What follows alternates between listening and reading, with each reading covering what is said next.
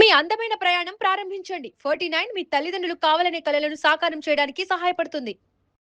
నమస్తే, welcome to Suman TV. నేను మీ కృష్ణవేణి.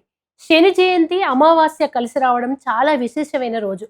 ఆ రోజున ఏమేం పనులు చేయాలి, ఏమేం చేయకూడదు, ముఖ్యంగా శని ప్రభావం ఉన్నటువంటి రాశుల వాళ్ళు, జాతకాలు ఉన్నటువంటి వాళ్ళు ఏ పరిహారాలు చేసుకోవాలి, ఈ అంశాలన్నీ తెలియజేయడం కోసం ఈ రోజు మనతో పాటు ఉన్నారు ప్రముఖ జ్యోతిష శాస్త్రవేత్త, ఆధ్యాత్మికవేత్త, సంకల్ప మందిర్ నిర్వాహకులు బ్రహ్మశ్రీ నందిభట్ల శ్రీహర్ శర్మ గారు. మాట్లాడదాం. గురువు గారు నమస్కారం. వాగర్థావివ సంపృక్తౌ వాగర్థ ప్రతిపత్తయే జగతః పితరౌ వందే పార్వతీ పరమేశ్వరౌ. ఆదిత్యాయ చ సోమాయ మంగళాయ బుధాయ చ గురు శుక్ర శనిభ్యశ్చరాహవే కేతవే నమః. శృంగేరి జగద్గురు పీఠాధిపతులకి, కంచి పీఠాధిపతులకి నమస్కారములు తెలియజేసుకుంటూ కార్యక్రమాన్ని ప్రారంభిద్దాం.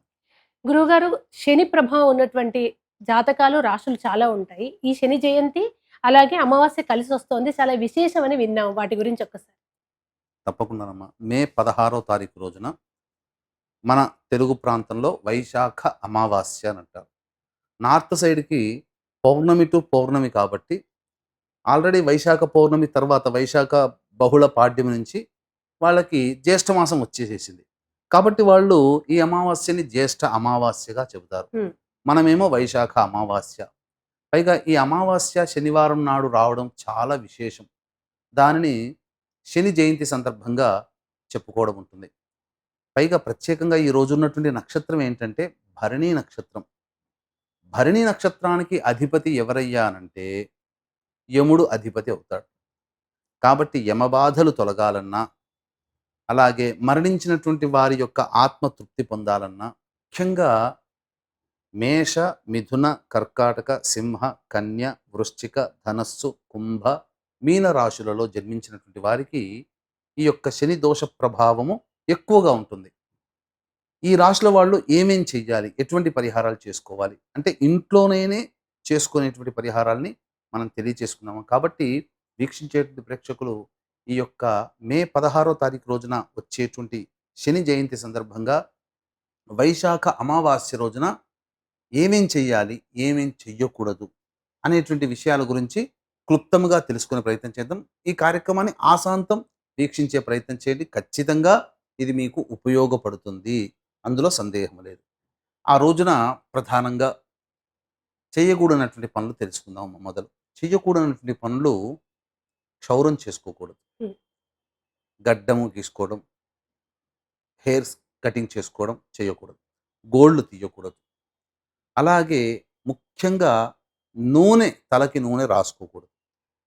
అలాగే కొంతమంది చేతులకి కాళ్ళకు కూడా రాసుకుంటారు. ఆ తైల మర్దన పనికిరాదు. ఒక్క మాటలో చెప్పాలంటే అభ్యంగన స్నానం అని అంటారు. అంటే ఏంటి, నూనె రాసుకొని స్నానం చేయకూడదు. ఇది ప్రధానంగా. తర్వాత అవకాశం ఉంటే ఈ రోజున ధూమపానము, మద్యపానము, మాంసాహార భోజనము నిషేధం. దాంపత్యం కూడా పనికిరాదు. ఇవి ఏవి చెయ్యకూడదు. అలాగే వీలైనంత వరకు మౌన వ్రతాన్ని ఆచరించే ప్రయత్నము అందరూ చేయాలి.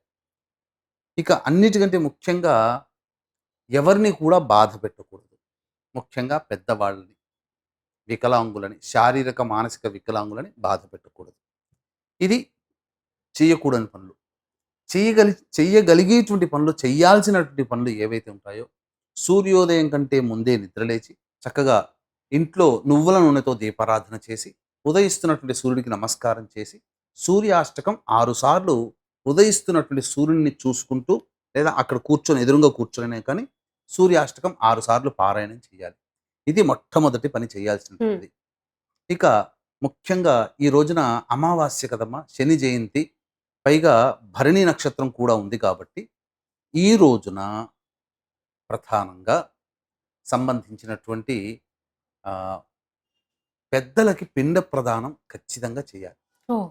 పిండ ప్రదానం లేకపోతే కనీసము బ్రాహ్మణుని ఇంటికి పిలిపించుకొని తర్పణాది కార్యక్రమాలను జరిపించి బ్రాహ్మణుడికి స్వయం పాకదానము, దక్షిణ, వస్త్రదానము, అవకాశం ఉంటే ఈ రోజున చెప్పులు, గొడుగు, విసనకర్ర ఇవి దానం చేయాలి.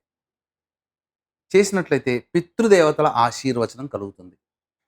ఎందుకనంటే మనకు ఏది జరగాలన్నా దైవం కంటే అతివేగంగా స్పందించి అవును. అతివేగంగా మనకు కావలసినవన్నీ ఇచ్చేటువంటి వాళ్ళు పితృదేవతలు. పితృదేవ. బ్రతికుండంగా మన తల్లిదండ్రులు, తాత ముత్తాతలు ఎంత గారాబంగా పెంచి మనకన్నీ అడగకుండానే ఇచ్చి మనల్ని వృద్ధిలోకి తీసుకొచ్చారో, మరణించిన తర్వాత కూడా వాళ్ళ ప్రేమ ఆప్యాయతలు మన మీద ఉంటాయి. హ్మ్. కాబట్టి కృతజ్ఞత భావంగా వాళ్ళకి చేయడం. చేస్తే ఇంకా సంతోషించి వాళ్ళు మనకి ఇంకా దైవం కన్నా చాలా శీఘ్రంగా మనకు శుభ ఫలితాన్నిస్తారు. దేవుడన్నా పరీక్ష పెడతాడు కానీ, పితృదేవతలు సంతోషం చెందారు అనంటే ఇంకసలు ఇంక తిరిగే లేదు. నిజమే. ఇక తరువాత ప్రధానంగా ఇప్పుడు శని ప్రభావం ఎదుర్కొంటున్నటువంటి రాశులు. శని అంటే చాలామంది భయపడుతుంటారు. అదేదో బూచిగా చూస్తుంటారు. ఒక దయ్యంలాగా, భూతంలాగా చూస్తారు శని భగవానుడిని. కానీ వాస్తవానికి శని భగవానుడు మన కర్మ దోషాన్ని తొలగిస్తున్నాడు కష్టాల రూపంలో. హ్మ్. కాబట్టి కష్టపడడం తప్పదు. కానీ ఆ కష్టము, బాధ మనకు తెలియకుండా జరిగిపోయి, మనం ఆనందంగా మనం ఆ సమస్యలను ఎదుర్కోగలిగే మానసిక, శారీరక శక్తిని శని భగవానుడి యొక్క అనుగ్రహం వలన పొందుతాం. కాబట్టి ఇక్కడ మనమేదో మాఫీ కోరుకోవట్లేదు. హ్మ్. మన కర్మ దోషాన్ని తొలగించుకోవడానికి నీకు చేస్తున్నాను, నా కర్మ దోషం తొలగించని మాఫీ కోరుకోవట్లేదు మనం. మనము ఏం చేస్తున్నామంటే, ఆ కష్టాన్ని భరించే శక్తిని ఇవ్వమని వేడుకుంటున్నాం. అంతే. అంతే. చాలు. అవును. భరించగలిగే శక్తి ఉంటే సరిపోతుంది సరిపోతుంది. నిజంగా. అందుకనే ఇప్పుడేంటి, ఇప్పుడు ఈ యొక్క మేష, మిథున, కర్కాటక, సింహ, కన్య, వృశ్చిక, ధనస్సు, కుంభ, మీన రాశుల్లో జన్మించినటువంటి వారికి శని ప్రభావం ఉంది. ఈ రాశుల్లో జన్మించిన వాళ్ళకి, అలాగే శని దశ, అంతర్దశలు జరుగుతున్నటువంటి వాళ్ళకి, ముఖ్యంగా ఇనుము సంబంధమైనటువంటి వ్యాపారములు ఏవైనా స్టీల్, ఇనుము, ఏసీ, పాత ఇనుప సామాన్లు షాపులుంటాయి. అట్లాంటి వృత్తులు, ఇనుముతో కూడుకున్న ఏ వృత్తి అయినా కానీ, ప్రతి వృత్తిలో ఇనుము ఉంటుంది. ఉంటుంది. వాహనాలు ఇవన్నీ అవును. కూడా. ఇవన్నీ ఆ వాహనాలు అమ్మేటువంటి, కొనుగోలు చేసేటువంటి వ్యాపారస్తులు ఉంటారు కదా! ఆ వృత్తుల్లో ఉన్నవాళ్ళు, స్టీల్ అమ్మేటువంటి వాళ్ళు. ఇటువంటి వాళ్ళందరూ కూడా ఈ వ్యాపారంలోకి వస్తారు కాబట్టి, ఈ యొక్క శని సంబంధమైన వ్యాపారం, తైలం అమ్మేటువంటి వాళ్ళు, నూనెను అమ్మే ఎడిబుల్ ఆయిల్స్ కానీ, గ్రౌండ్ ఆయిల్స్ కానీ, ఏవైనా కానీ, పెట్రోల్, డీజిల్ ఇవన్నీ కూడా, నాఫ్తలిన్ ఇవన్నీ కూడా శని సంబంధమైనటివే. ఇవన్నీ వీటితో వ్యాపారాలు చేసేటువంటి వాళ్ళు. వీళ్ళందరూ కూడా శని సంబంధంగా వస్తారు. అలాగే పుష్యమి మరియు అనురాధ, ఉత్తరాభాద్ర ఈ నక్షత్రాల్లో జన్మించినటువంటి వాళ్ళు, మకర, కుంభ రాశుల్లో జన్మించిన వాళ్ళు విశేషంగా. కాబట్టి వీళ్ళందరూ కూడా ప్రభావం గురవుతారు. ఇప్పుడు చెప్పినటువంటి మేష, మిథున, కర్కాటక, సింహ, కన్య, వృశ్చిక, ధనస్సు, కుంభ, మీన రాశుల్లో జన్మించిన వాళ్ళు కూడా ఈ యొక్క ప్రభావానికి గురవుతారు. కాబట్టి ఈ చెప్పిన రాశుల్లో జన్మించిన వారు అతి సులువుగా చేసుకునే పరిహారాలు కూడా చెప్తానమ్మా. హ్మ్. వీక్షించేటువంటి ప్రేక్షకులకు కూడా ఈ యొక్క శని జయంతి సందర్భంగా ప్రత్యేకించి మేష, మిథున, కర్కాటక, సింహ, కన్య, వృశ్చిక, ధనస్సు, కుంభ, మీన రాశుల్లో జన్మించిన వారికి శని దోష పరిహారార్థమై, ఇంతకుముందు చెప్పినటువంటి వ్యాపారస్తుల వాళ్ళకి అభివృద్ధి కోసమై మన పీఠం ఆధ్వర్యంలో మే 16వ తారీఖు రోజున సాయంకాలం 6 గంటలకి శని దోష నివారణ పూజలు, హోమాలు ప్రత్యేకంగా జరిపించడం, శనీశ్వర హోమము, అఘోర పాశుపత మంత్ర హోమము, అలాగే సుదర్శన హోమము, మృత్యుంజయ హోమము, రుద్ర హోమము, అలాగే కాళీ హోమము కూడా జరిపించి, ప్రత్యేకించి శక్తిపాతము చేసినటువంటి కరుంగలి మాల, అది శని సంబంధమైనటువంటి కరుంగలి మాల.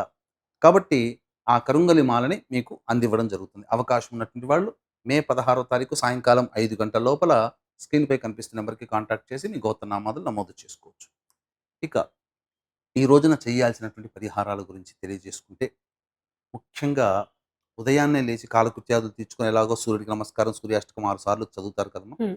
తదనంతరం నవగ్రహ దేవాలయానికి వెళ్ళి, నవగ్రహాల చుట్టూ శివాయ నమః అంటూ 27 ప్రదక్షిణలు చేసి, తరువాత శని భగవానుడికి కానీ, ఈశ్వరుడికి కానీ, లేదా ఈ యొక్క కాలభైరవుడు ఉంటే కాలభైరవుడికి కానీ, ప్రత్యేకించి శనికికైనా, శనీశ్వరుడికైనా, ఈశ్వరుడికైనా నల్ల నువ్వుల నూనెతో దీపారాధన, నల్ల ఒత్తి వేసి, ఇనుప ప్రమిదలో కానీ, మట్టి ప్రమిదలో కానీ దీపారాధన చేసి, అప్పుడు ఆ శనీశ్వరుడికి లేదా ఈశ్వరుడికి నల్ల నువ్వుల నూనెతో అభిషేకం జరిపించడం.